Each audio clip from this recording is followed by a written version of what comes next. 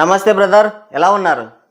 Man of masses young tiger NTR నటించిన dragon movie glimpse అయితే నిన్న నైట్ రిలీజ్ అయింది. దీనికి కొన్ని గంటల ముందు mega power star Ram Charan నటించిన పెద్ది ట్రైలర్ అయితే రిలీజ్ అయింది. మెగా వర్సెస్ నందమూరి కాంపిటీషన్ అనేది ఈనాటిది కాదు.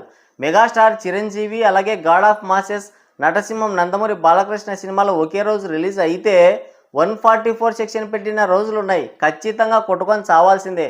ఆ రేంజ్ కాంపిటీషన్ ఉండేది. అలాంటి రసవత్తరమైన పోర్ జరిగేది బాక్సాఫీస్ దగ్గర. సో అదే ఇప్పుడు రామ్ చరణ్ అండ్ ఎన్టీఆర్ విషయంలో కూడా కంటిన్యూ అవుతూ వస్తుంది. వీళ్ళిద్దరూ కలిసి RRR సినిమాలో నటించారు, చాలా బాగా నటించారు. ఇద్దరు కూడా సమానమైన పాత్రలు చేశారు. అది ఒక మల్టీ స్టారర్ సినిమా. దానికి ఆల్రెడీ పాన్ ఇండియన్ డైరెక్టర్ అయిన రాజమౌళి డైరెక్టర్. సో ఆ సినిమా క్రెడిట్ మొత్తంలో కూడా 50%కి పైగా రాజమౌళికే చెందుతుంది. మిగతా 50%లో వీరిద్దరు కూడా షేర్ చేసుకోవాల్సి ఉంటుంది. అయితే ఇప్పుడు రామ్ చరణ్ని ఎక్కువ అంటే రామ్ చరణ్ మెయిన్ హీరో, తర్వాత జూనియర్ ఎన్టీఆర్ సైడ్ హీరో, అలాగే Ram Charan side hero, junior NTR main hero అని ట్రోల్ చేసుకోవడం మొదలుపెట్టారు. సో ఈ సినిమా విషయానికి నిజంగా సినిమా విషయంలో ఏం జరిగిందంటే, జూనియర్ ఎన్టీఆర్ ఎటువంటి పాత్రనైనా కూడా అవలీలగా పోషించగలడు. అది ఎమోషన్ కావచ్చు, రౌద్రం కావచ్చు, ఇంకేదైనా కావచ్చు. యాక్టింగ్ మాత్రం నెక్స్ట్ లెవెల్లో ఉంటుంది. క్లోజప్ షాట్స్ పెట్టారంటే బాక్స్ ఆఫీస్ బద్దలైపోతుంది. ఇక రామ్ చరణ్ విషయానికి వస్తే ఎమోషనల్ సీన్స్ అనేవి సరిగ్గా పండించలేడు. ఆయన యాక్టింగ్ పైన ఎన్నో విమర్శలు అయితే ఉన్నాయి. రంగస్థలం సినిమా వచ్చే వరకు కూడా ఆయన యాక్టింగ్ పైన ఎన్నో రకాల విమర్శలు వచ్చాయి.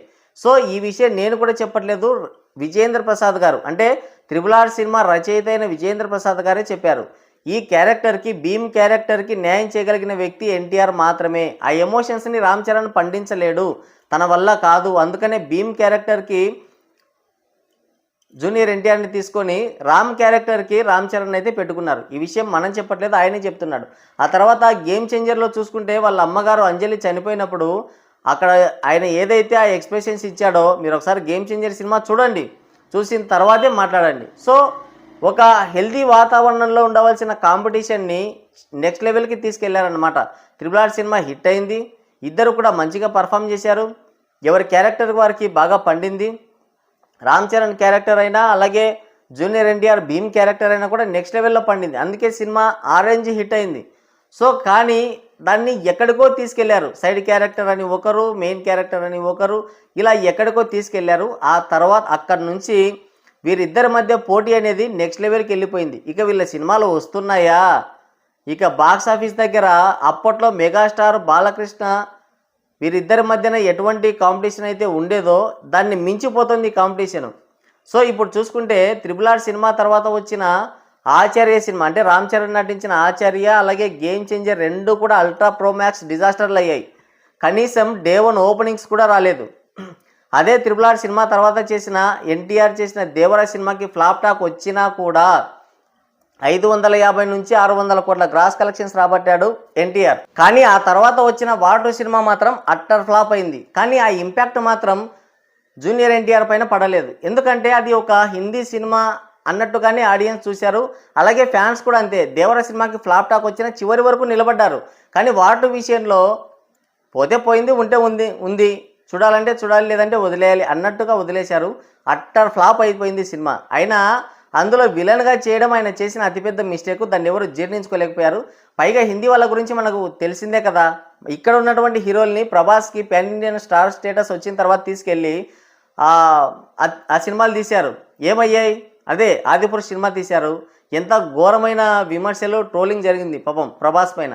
ఆ తర్వాత చూసుకుంటే రామ్ చరణ్ని ఇక్కడ నుంచి జంజీర్ సినిమాతో అక్కడికి తీసుకెళ్లారు. ఏం చేశారో మనకు ఆల్రెడీ తెలుసు. సో వాళ్ళని నమ్మడానికి లేదు కాబట్టే దీన్ని అందరూ లైట్ తీసుకున్నారు వార్ 2 సినిమాని. సో అందుకనే దానికి తగ్గట్టుగానే సినిమా కూడా అట్టర్ ఫ్లాప్ అయిపోయింది. అయితే ఇప్పుడు రామ్ చరణ్ 2 ఫ్లాప్స్తో ఉన్నాడు, జూనియర్ ఎన్టీఆర్ 1 ఫ్లాప్తో ఉన్నాడు. మొత్తానికైతే వీరిద్దరికీ కూడా ఒకరు పెద్ద సినిమాతో ఖచ్చితంగా హిట్ కొట్టాలి, ఎన్టీఆర్ డ్రాగన్ సినిమాతో బ్లాక్ బస్టర్ హిట్ కొట్టాలి. మొత్తానికైతే వీరిద్దరికి కూడా హిట్ అనేది చాలా ముఖ్యం. అయితే ఇప్పుడు పెద్ద సినిమా ఎప్పుడో రావాల్సింది, కానీ వాయిదాల మీద వాయిదాలు పడుతూ ఇక్కడికి వచ్చింది.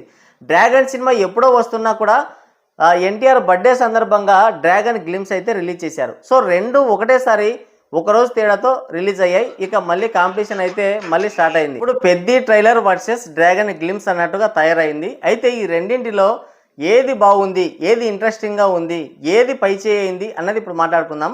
ముందుగా పెద్ది విషయానికి వస్తే చిక్రీ చిక్రీ రై రై రారా సాంగ్స్ రిలీజ్ అయినప్పుడే పెద్ది సినిమా రిలీజ్ అయ్యింటే కనుక చాలా బాగుండేది. కానీ ఆ సినిమా వాయిదాలు పడుతూ రావడంతో సోషల్ మీడియాలో స్టోరీ మొత్తం లీక్ అయింది. అలాగే లాస్ట్లో క్లైమాక్స్లో వచ్చి ఆ ట్విస్ట్ కూడా రివీల్ అయింది. దాంతో సినిమా పైన ఉన్న ఇంట్రెస్ట్ మొత్తం పోయింది. ఇప్పుడు సినిమా రిలీజ్ అయినా కూడా కనీసం డే 1 ఓపెనింగ్స్ వస్తాయా లేదా అన్నట్టుగా తయారైంది. అంటే 3 గంటల పాటు ఒక స్పోర్ట్స్ డ్రామాని ఆడియన్స్ని ఎంగేజ్ చేయాలంటే అంత ఈజీ కాదు. సో మళ్ళీ బుచ్చిబాబు దాన్ని ఎలా డీల్ చేశాడో ఏమో రేపు సినిమా రిలీజ్ అయితే కానీ తెలీదు. కానీ ట్రైలర్ చూస్తుంటే మాత్రం సోషల్ మీడియాలో లీక్ అయిన స్టోరీనే కనబడుతుంది. ఆ ట్విస్ట్ కూడా కనబడింది. అందరూ కూడా గెస్ చేశారు. ఇక ఎమోషన్స్ మరి పండుతాయో లేదో తెలీదు. ఎందుకంటే ఆ ట్విస్ట్ అన్నది రివీల్ కాకుండా ఉండుంటే ఎమోషన్స్ అనేవి పండుండేవి. కానీ ఆ ట్విస్ట్ రివీల్ అయిన తర్వాత ఆడియన్స్కి తెలిసిపోయిన తర్వాత వాళ్ళు ఎమోషనల్ అయ్యేది చాలా అంటే చాలా తక్కువ. వాళ్ళని సీట్ ఎడ్జ్లో కూర్చోబెట్టడం చాలా అంటే చాలా చాలా చాలా కష్టం. ఇకపోతే పెద్ది ట్రైలర్లో స్టోరీ మొత్తం ఆల్రెడీ తెలిసిపోయిందే కాబట్టి ఇంకోటి ఏంటంటే ట్రైలర్ మొత్తంలో కనీసం ఒక గూస్ బంప్స్ తెప్పించే మూమెంట్ ఒక్కటి కూడా లేదు. విజిల్ వేసే మూమెంట్ ఒక్కటి కూడా లేదు. ఇక్కడ బాగుంది, ఇదిగో ఇక్కడ బాగుంది అని చెప్పుకోవడానికే లేదు. అలా ఫ్లాట్గా డౌన్ అవుతూ వెళ్ళిపోయింది మొత్తం. అసలు క్రికెట్, కుస్తీ, రెజ్లింగ్ అదే క్రికెట్, కుస్తీ, తర్వాత రన్నింగ్ ఇవన్నీ పెట్టి అసలు ఏం చేశాడో ఏమో కూడా అర్థం కాలేదు. అసలు 3 గంటల పాటు ఎలా ఎంగేజ్ చేస్తాడని ఆడియన్స్ అయితే డౌట్ పడుతున్నారు. అంటే బుచ్చిబాబు రామ్ చరణ్ ఫ్యాన్స్ని వాళ్ళు ఏం కోరుకుంటారో అదే ఇచ్చాడు. కానీ నార్మల్ ఆడియన్స్కి మాత్రం ఎక్కకుండా చేశాడు. అసలు ట్రైలర్ చూస్తున్నంతసేపు ఈ సినిమాకి ఏం వెళ్తావులే, రేపు సినిమా రిలీజ్ అయ్యి సినిమాకి పాజిటివ్ టాక్ వస్తే ఆలోచిద్దాం అన్నట్టుగా ఉండిపోయారు. సినిమాకి రావాల్సిన బజ్ అయితే వచ్చింది ట్రైలర్ వచ్చేసరికి. సో పాజిటివ్గా కావచ్చు, నెగిటివ్గా కావచ్చు, సోషల్ మీడియా మొత్తంలో పెద్ది గురించే ఒక టాక్ అయితే నడిచింది. సో మొత్తానికైతే దానికి జరగాల్సిన ప్రమోషన్ అయితే జరిగిపోయింది. కానీ ఆడియన్స్ మాత్రం ఈ సినిమా చూడడానికైతే ఇంట్రెస్ట్గా లేరు. సో ఎక్కడా కూడా ఇక్కడ బాగుంది ట్రైలరు, సో ఇక్కడ బాగుంది, ఇదిగో ఇందుకోసం వెళ్ళాలి, ఇదిగో దీనికోసం వెళ్ళాలి అనేది ఏమీ లేదు. సినిమాకి వెళ్తే కేవలం రామ్ చరణ్ కోసం మాత్రమే వెళ్ళాలి. రామ్ చరణ్ కోసం మాత్రమే ఎవరు వెళ్తారు? కేవలం ఫ్యాన్స్ మాత్రమే వెళ్తారు. ఫ్యాన్స్ మాత్రమే చూస్తే సినిమా హిట్ అవుతుందా? అలా అయితే హరిహర వీరమల్లు, ఓజీ, తర్వాత గేమ్ చేంజర్, ఇలా ఆచార్య, ఈ సినిమాలన్నీ కూడా హిట్ అవ్వాలి. కేవలం ఫ్యాన్స్ మాత్రమే చూస్తే ఏ సినిమా కూడా హిట్ అవ్వదు. కేవలం ఫ్యాన్స్ మాత్రమే ఈ సినిమా చూడాలి అన్నట్టుగా ఇంట్రెస్టింగ్గా ఉన్నారు. అది కూడా రేపు సినిమాకి పాజిటివ్ టాక్ వస్తే ఆలోచిద్దాంలే అన్నట్టుగా కూడా ఉన్నారు. సో మొత్తానికైతే ట్రైలర్ పెద్దగా మెప్పించలేదు. రామ్ చరణ్ ఫ్యాన్స్ ఏం కోరుకుంటారో అది చూపించినా కూడా అలాగే చూపించాడు రామ్ చరణ్ని. అయినా కూడా నార్మల్ ఆడియన్స్ని సినిమాకి తీసుకొచ్చే ఇంట్రెస్టింగ్ ఎలిమెంట్స్ అయితే ట్రైలర్లో ఎక్కడా కనిపించలేదు. ఇక డ్రాగన్ సినిమా విషయానికి వస్తే ఖచ్చితంగా ఈ సినిమా చూడాలి అన్న ఇంట్రెస్ట్ను క్రియేట్ చేసిన గ్లిమ్స్ అయితే డ్రాగన్ అనే చెప్పాలి. 4 గంటల 29 నిమిషాల గ్లిమ్స్లో 4 నిమిషాల 29 సెకండ్ల గ్లిమ్స్లో చాలా ఇంట్రెస్టింగ్గా నెరేట్ చేసుకుంటూ వెళ్ళిపోయారు స్టోరీ మొత్తం. ఫస్ట్ నుంచి లాస్ట్ వరకు ఎక్కడ బోర్ కొట్టకుండా చాలా అంటే చాలా బాగా ప్రజెంట్ చేశారు.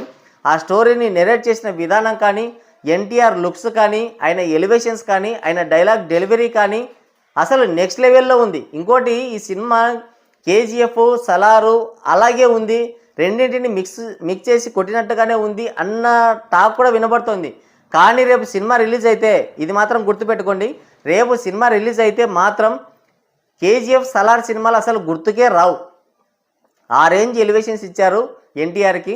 సింహాద్రి సినిమా తర్వాత మళ్ళీ ఆ రేంజ్ సినిమా అంటే అది ఖచ్చితంగా డ్రాగన్ అనే చెప్తాను నేను. అసలు ఆయన లుక్ చూస్తే మామూలుగా బయట చూసిన దానికి సినిమాలో ఉన్నదానికి అసలు నెక్స్ట్ లెవెల్లో ఉంది. ఇక చాలా సన్నగా ఒక ఇంగ్లీష్ సినిమాలో హీరో ఎలా ఉంటాడో సేమ్ అలాగే ఉన్నాడు. ఇది మాత్రం హాలీవుడ్ రేంజ్ సినిమా. ఇది ఇంటర్నేషనల్ లెవెల్లో ఖచ్చితంగా ఈ సినిమా అయితే గట్టి ఇంపాక్ట్ అయితే చూపిస్తుంది. ఆ స్టోరీ నెరేట్ చేసిన విధానం కానీ, ఎలివేషన్స్ కానీ మన ఎక్స్పెక్టేషన్స్కి తగ్గట్టుగా ఉన్నాయి. 4 నిమిషాల 29 సెకండ్ల గ్లిమ్స్ ఇంతవరకు ఏది కూడా రిలీజ్ కాలేదు. ఇదే ఫస్ట్ టైం రిలీజ్ అయింది. అయినప్పటికీ కూడా ఎక్కడ బోర్ కొట్టలేదు. పెద్ద ట్రైలర్ చూసుకుంటే నీరసం వచ్చింది, నిద్ర వచ్చింది. ఆ ఉన్న గ్లిమ్స్కి, ఆ ఉన్న 3 నిమిషాల ట్రైలర్కి కూడా ఇక మనిషికి నీరసం వచ్చిందంటే ఇంకా సినిమా ఎలా ఉంటుందో, 3 గంటల సినిమా ఎలా ఉంటుందో మనం అర్థం చేసుకోవచ్చు. కానీ 4:30 నిమిషాల ఉన్న ఈ గ్లిమ్స్ ఎక్కడ కూడా బోర్ కొట్టలేదు. స్టోరీ అయితే చాలా ఇంట్రెస్టింగ్‌గా ఉంది. ఆ ఎలివేషన్స్ అయితే స్టోరీ అంటే కథలో నుంచి వచ్చిన హీరోయిజం నెక్స్ట్ లెవెల్‌లో ఉంటుంది. కానీ హీరోయిజం కోసం మాత్రమే కథను అల్లుకుంటే గేమ్ చేంజరు, అలాగే ఓజీ, హరిహర వీరమల్లు అలా ఉండిపోతాయి. వార్ 2 ఇలా ఉండిపోతాయి. కానీ ఇక్కడ ఏంటంటే కథలో నుంచి కోర్ పాయింట్ ఏదైతే ఉందో ఆ కోర్ పాయింట్ నుంచి కథ పుట్టుకొచ్చింది. ఆ కథలో నుంచి హీరోయిజం పుట్టుకొచ్చాయి. ఆ ఎలివేషన్స్ కానీ, ఆ లుక్ కానీ, ఆ తర్వాత బీజిఎం కానీ, సినిమాటోగ్రఫీ కానీ నెక్స్ట్ లెవెల్లో ఉన్నాయి. సినిమా ఎప్పుడెప్పుడు రిలీజ్ అవుతుందా అని వెయిటింగ్ చేస్తున్నారు. ఈ సినిమా ఖచ్చితంగా చూడాలి అని నార్మల్ ఆడియన్స్ కూడా ఇంట్రెస్టింగ్ కలిగించిన గ్లిమ్స్ ఇది. సో ఓవరాల్గా చూసుకుంటే పెద్ది ట్రైలర్ పైన డ్రాగన్ గ్లిమ్సే పైచేయి సాధించిందని చెప్పాలి. మరి మీరేమంటారు? కింద కామెంట్ చేయండి.